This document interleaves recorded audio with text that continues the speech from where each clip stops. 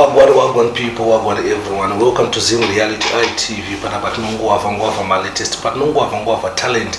Nengeni chitika mzora na Smartex. Tichanda chimomvunza ma questions kuti journey music akuigona ose akuzvifambisa useni.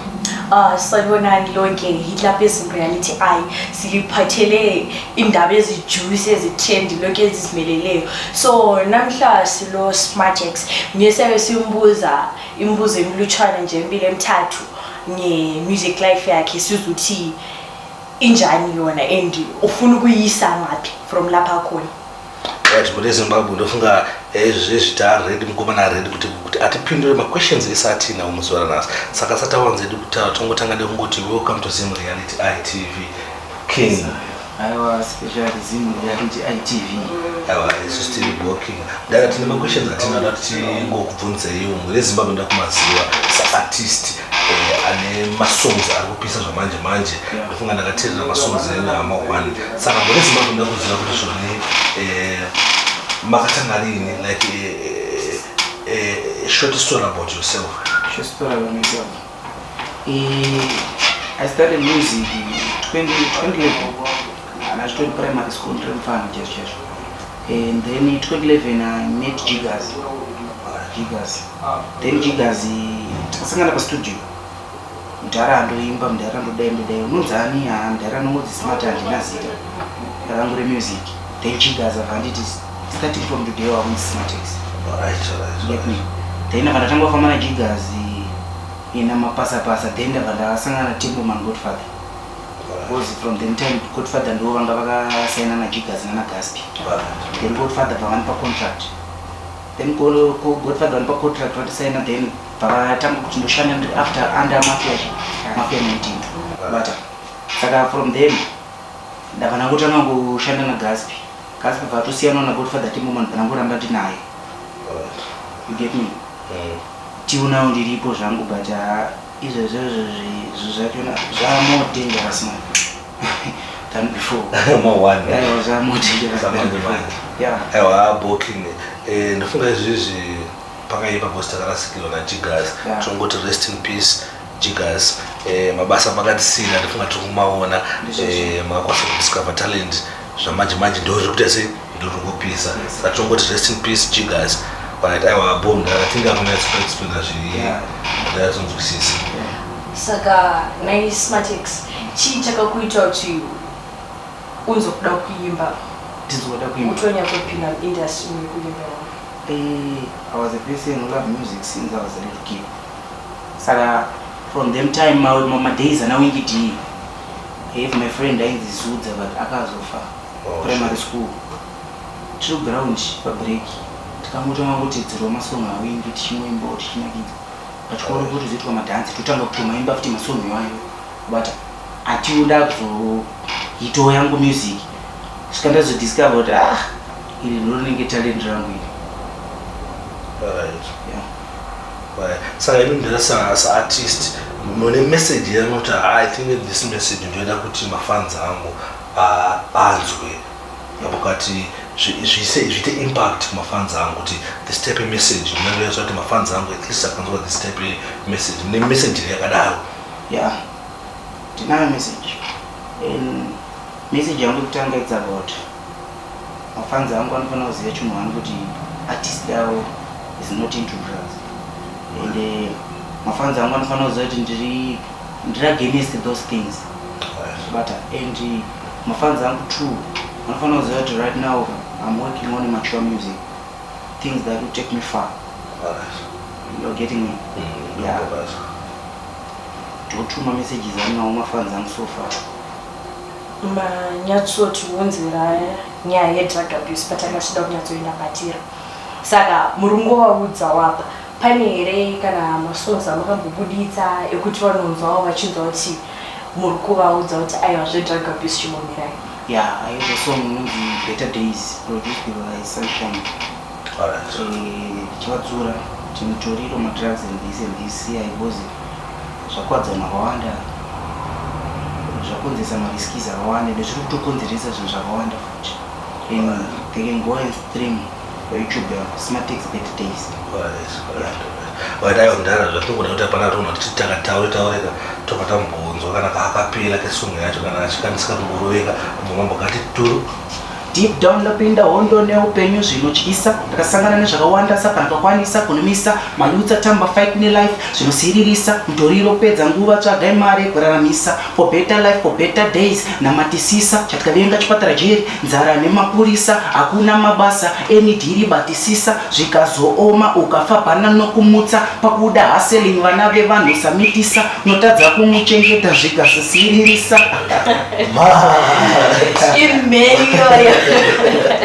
Ayo mawadi dayo pakaipa awa apa tapanzwisisa saka imimi waitisa Smartex andikakurwa mangoma muno here mamwe maartist anogona kungoyemurawo kuti amainisa Smartex mukufuna kusvika level rakati maybe amogona kungotaura even local artist amogona kuti but inini ndakarwa mangoma ndakasvika level rakadayawo I think ndendapusha ezerizimuka level ndakade kusvika hakuna ari level rorozvo but international I wish to reach levels kana ma levels anariyana na Beyonce. Yeah man, you get me? Yeah man, kuna levels that you fight ile wa. Yeah man, I wish you the best case. Saka zvototi chero zvikanzi paine akuda kufichana nemi muno local muno zviraba. No, I would say no such. Tutori now want to feature local and I even have album footage. Nevachiona kuti vanopisa velocal called Smartex and Goons. Yeah, I can say if I want to collab, I would want to collab with Japanese. Right. Yeah. Right. Nakunzwa ndinamutira kuti mune makolab amukuronga kuti buritsira mungakwanisa kudzere muri yeZimbabwe kuti mune makolabs akaita saapi like tungotarisira kuti tingozoti maya tikutarisira song yani ya Smartex na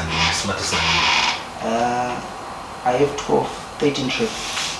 The collab name called, the album name called Smartex and Goons.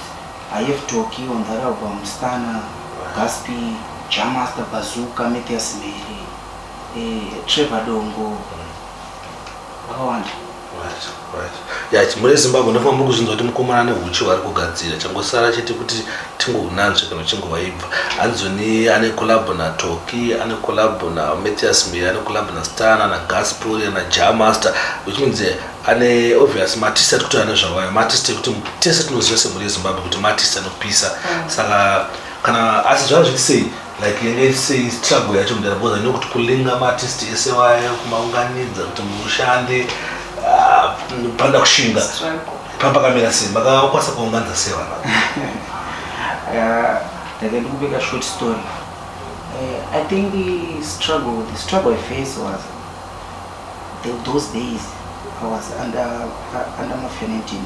I couldn't get a chance to work with some other artists and studio recordings. Until then, I need Sergio Mula, Stombo Misi. Alright. The person who is managing me right now. Alright. But I can say it was a struggle. Because I think 2 weeks we were done with collaboration. Alright. Yeah. Alright. We work about 3 collabs a day. Sergio Mula. Yeah, man. I didn't see the struggle. The struggle I see maybe you're song.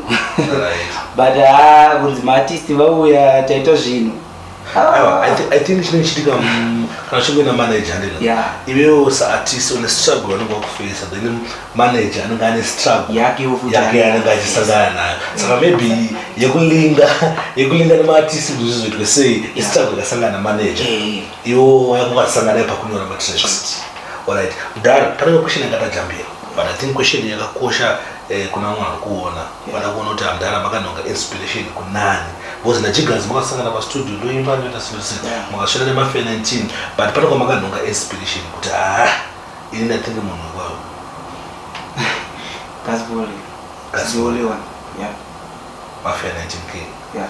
Right, aiwapo ndofunga mukuchinzwa mageto youth kuti Smartex kuti inspiration yakainonga kuna Gaspol ku international international I didn't know, but I like popcorn the most. Alright. Saka besides music chichi mecha muri interested nacho interesting nacho akhona nini amen totoona nge music but pamwe maybe chimwe chija interesting nacho maybe football because nkoma ngwatamba ball pamwe pacho nomboenda ndomboona zvangu zvichifamba zvichiitika ivo but bhora racho ndandotofarira pana mukomobi music musically kubhora mukoma. Alright. Saka mdala music yedu mimi inowanika papi pakuti tingati kuti music ya Smartex inowanika pakati kana wali mafanda chikaizwa kuona music pa YouTube it's Smartex Chapo pa Viva. Alright. Then my Facebook page is Smartex Chapo pa Facebook. Alright. Instagram the same Smartex Chapo. Alright. All my platforms are right now TikTok.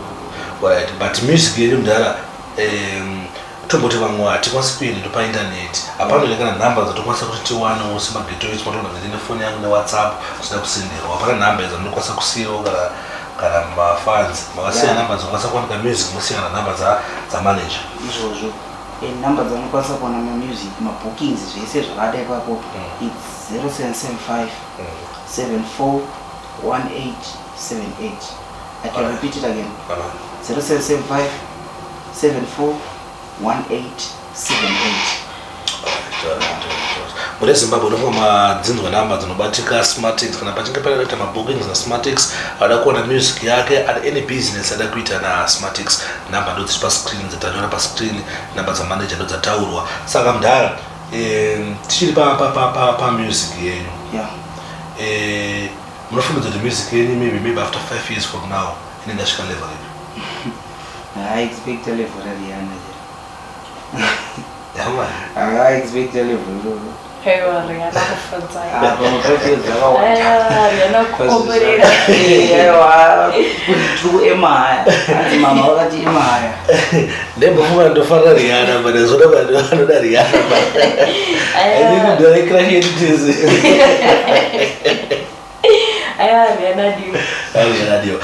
Rihanna.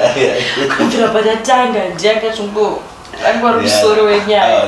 Ndizvo zvokudara. Mdala inini we are happy kuti makwasa kupedza nguva yenyu muri pana pasimu reality ITV. Mwana mama geto yotso kwati vetimboita interview ndokuti ndara ndiri busy ndara ameno njira kuti ndotomborwa ndara inini utanga tombotengerwa madrugs kuuye kuita vese but iwewe wataridza serious yako auna kuti sei kuti disappoint ameno pachike pene mama words angade kutaura before satapedza zvino interview. Mawedzi anotaura ndezvo. Nevese vano mafanza Smartex Chapo anotsapota vese vari kuwisha unoende kumberi ngoramba muchitisimbisa ende mungozoti artist wenyu haasi kuzombesa giya kumashuri zvirongoramba zviri kumberi ende kumageto youth vese vanotsapota vanomuteerera one ndoti stay out of drugs nasibo then two patience pays aizo samanyise nguva kana mukana dzimaro vachekeresa ana mumzi wabata but I just want to say keep on supporting Smartex and big up say Jomula to the fullest in Ganda, Matuto music, our movement that. Muri Zimbabwe ndofunga muri ngozvinzwawo zvatova na Smartex ngatisapote music ya Smartex inowanika pa YouTube inowanika pa Facebook inowanika everywhere number asiya saka ngatisapote local talent ndinoti local talent to the fullest local talent to the world saka ameno sister mchile zvimwe zvokutaura about this talent mina ngizarixolisa lokuthi siyale silokwe sisupporta abantu wethu uyenze phela lathi andilebona ukuthi lathi sibhizi siyazama ngazo zonke indlela ukwenza ukuthi i-music industry yethu la iphume izwakale kwamanye amazwe njani asenzenini phela ukuthi izenze izinto zakhona because nxa singayekela thina kulo muntu ozokwenza so asenzeni sizame ngazo zonke indlela ukusupporta abantu bethu la Smartex ulichiyele social media pages wakhe wonke le number zakhe zikhona lapho ku screen nxa lifuna ukubooka maybe ukuthi ehlabelele emtshadweni yikho lokho nxa lifuna maybe ama-pattern umcimbi njani yizo lezi number Instagram page ulichiyela ku Facebook page ulichiyele yonke indawo yatholakala so uthi yena amathando wonke kimi. Right, don't forget to subscribe to Reality ITV. Don't support kwenye zile chitika, support kwenye latest, support kwenye zile chitika kuzoitika. Thank you.